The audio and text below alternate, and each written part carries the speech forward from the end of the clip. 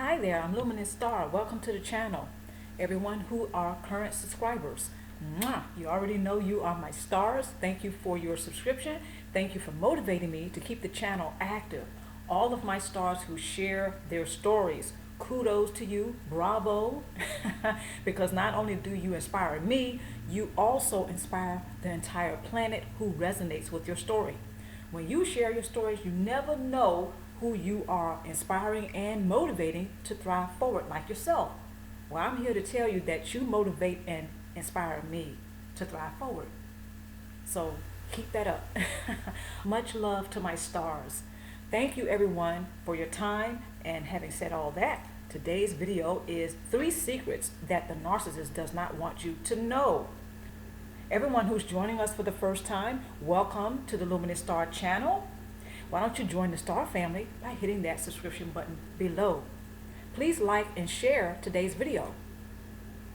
Secret number 1, the relationship with him or her has been terminated due to their abusive and dysfunctional behavior. See, a lot of narcissists, they don't want you to know that the relationship has been over for quite some time. You are not obligated to keep the dysfunctional relationship active. The narcissist has unintentionally cut themselves out of your life by violating the relationship he or she had with you. This relieves you of any obligation to comply to any dysfunctional behavior. The narcissist doesn't want you to know that you are free to thrive forward right now. See, the narcissists and clumsy personalities, what they do is they keep people entrapped in a dysfunctional relationship. I'm not suggesting that the narcissist has that much power to actually keep people around. No, they have to manipulate people in order to keep them around. Think about it. The narcissist has to manipulate everyone to continue to be around him or her. But if it wasn't for that, nobody would really be dealing with the narcissist. So when it comes to the personal relationships, they do like to manipulate people into thinking and feeling that they are obligated to comply to the shenanigans of the relationship. All of the dysfunctional behavior, all of the drama. See, this is how come they manipulate people into thinking and feeling that they must stay in the relationship, that they're obligated, but they're not. But when you take a closer look, you'll see how the narcissists, due to the shenanigans, due to their sources of supply tactics, they have terminated the relationship because they've been abusive. Their behavior has been dysfunctional. So really, this leaves you free to not be obligated or responsible for staying in the relationship, even if it's a family member. This does not mean that just because you're a family, that you're obligated to keep the relationship active. Of course you love your family, and a lot of us do, myself included. However, this does not mean you have to actively stay in the relationship and be subjected to the shenanigans and to dysfunctional behavior. Let's move forward. Secret number 2, the narcissist has vowed never to love anyone anymore, no matter what, who, or why. That's a secret. That's a secret simply because the narcissist has chosen to detach from the part of their humanity that enables him or her to feel empathy and love. So having said that, the narcissist and clumsy personality, they don't want you to realize that they have made some decisions that has nothing to do with you. So actually, you're not obligated to remain in a relationship with him or her. They have already made some choices and decisions that has nothing to do with you. No matter how well you supply them, you will not be known or loved by the narcissist. They are loyal only to their false self-image. The choices and behaviors of the narcissist is not your fault. When the narcissist cries for you to save and or rescue him or her, it's nothing more than a sick game of manipulation to ensnare you. The narcissist does not want you to rescue him or her. They see you as the one who needs to be rescued. So isn't that interesting? How the narcissist sees others as the ones who need to be rescued and not them. The narcissist, simply put, the narcissist does not think that he or she has an issue. Therefore, they don't think they have a problem to be resolved. They don't think that they have a problem with their personalities or their behaviors for that matter. They think everybody else is to blame. They think everybody else has the problem. They think everybody else is weak and pathetic and pitiful. Well, they think that other people are the ones that ought to be rescued. They see themselves more like a god. See, the narcissist sees themselves as this big god, and everybody else is just small and inferior. Therefore, needs to be rescued. So when they manipulate others to save and or rescue them, see, they get to supply. See, they extract supply for themselves when the person bends themselves all into pretzels trying to please him or her. So all the while when others are trying to rescue or save him or her, see, that's how they're supplied. Because all the while the narcissist has already made the choice never to love anyone, no matter what, who, or why. They've already made that decision. The narcissistic personality is a fixed personality disorder. It's fixed. So there's slim chance to none that these individuals will change.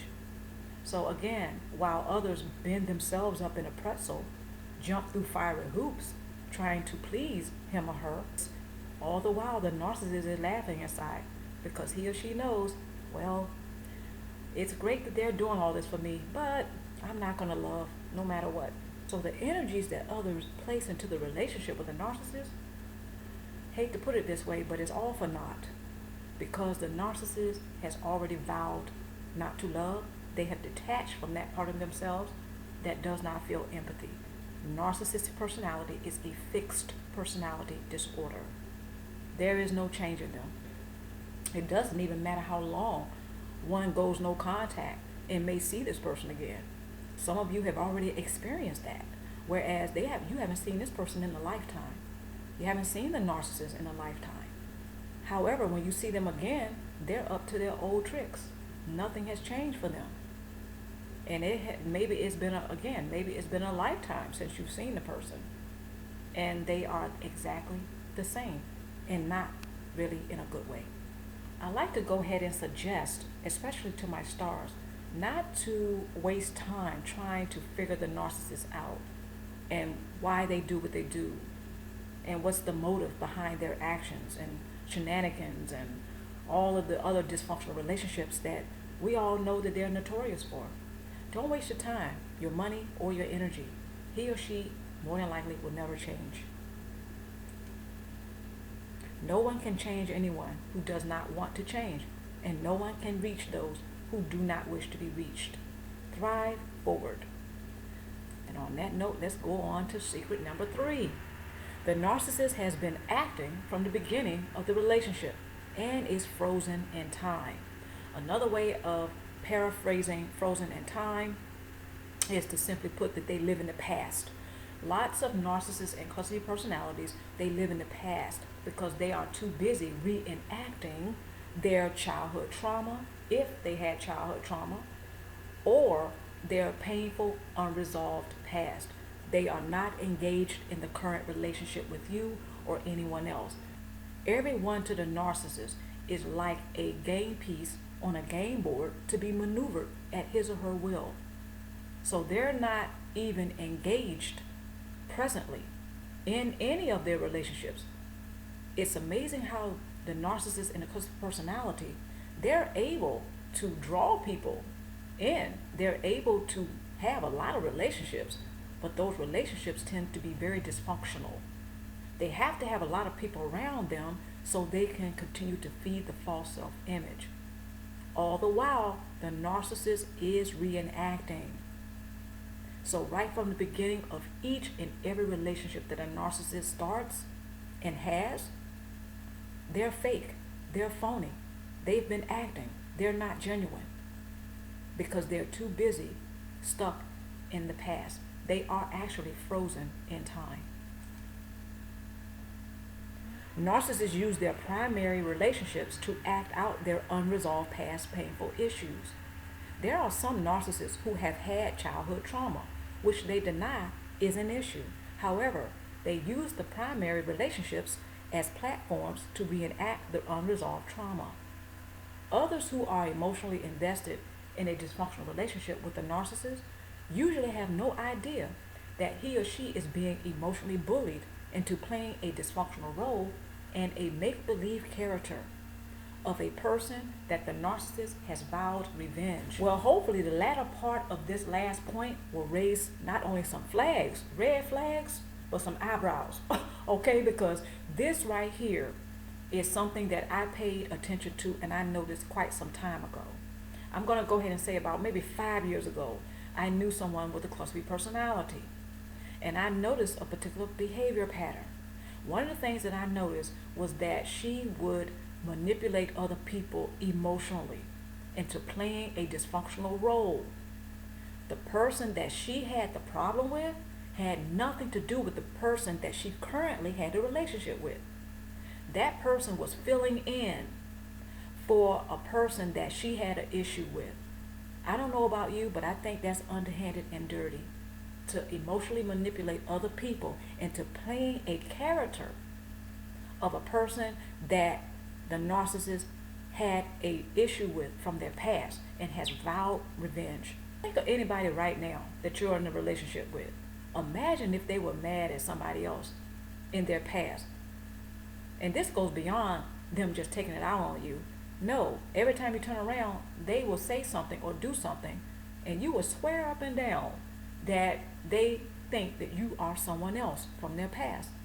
Just think about a heated argument you may have had with that person, and they say something, and you really feel and you think, due to their statements, that they were talking about or referring to someone else and not you. I've actually experienced this a few times with certain cluster B personalities. So I felt quite invisible in that relationship because actually it had happened more than once. So sometimes when you are in an argument with the cluster B personality and narcissist, you will see this really play out. The reenactment, that is. Because they will say something that makes absolutely no sense because it has nothing to do with what you all are talking about at that moment.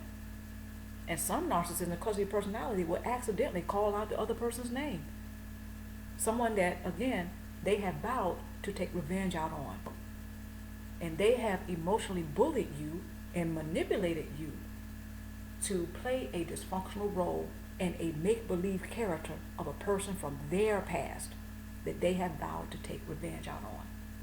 I want to say that is when you really need to be very careful when you are in a relationship with a narcissist and a cluster B personality. Because if they have vowed to take revenge out on someone else, guess what? You may be caught in the crossfire. I just want to suggest to everyone watching this video, take precaution, because you don't know what the narcissist and a cluster B personality is thinking.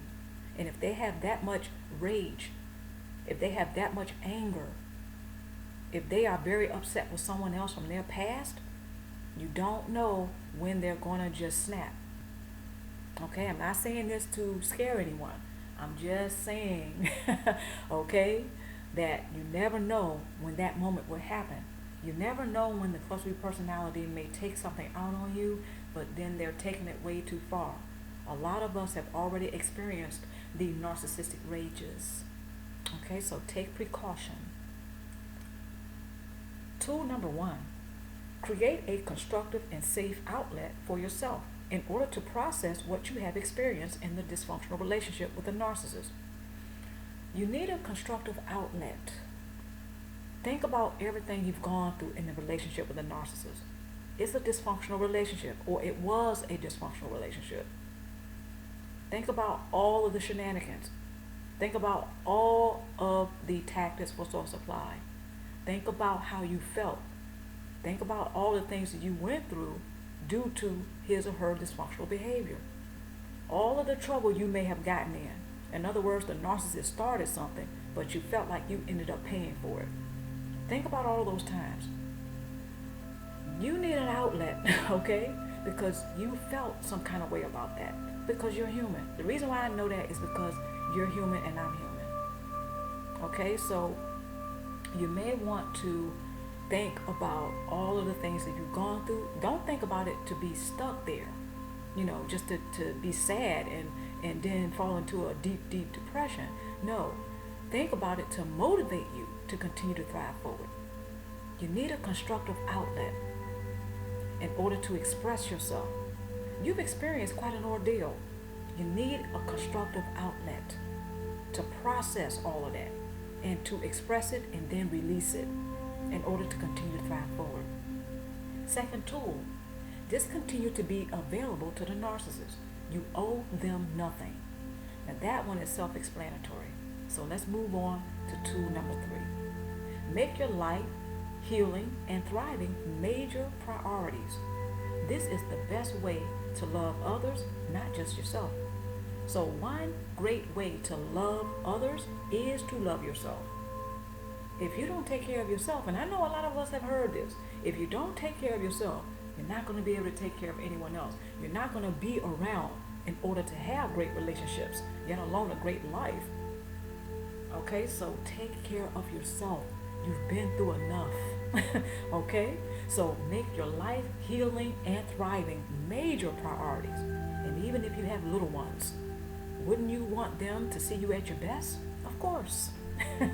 All right, so having said all that, I want to thank everybody for joining me. I'm Luminous Star. Wherever you may be right now, I wish you the absolute best. Until next time, stay tuned for more videos.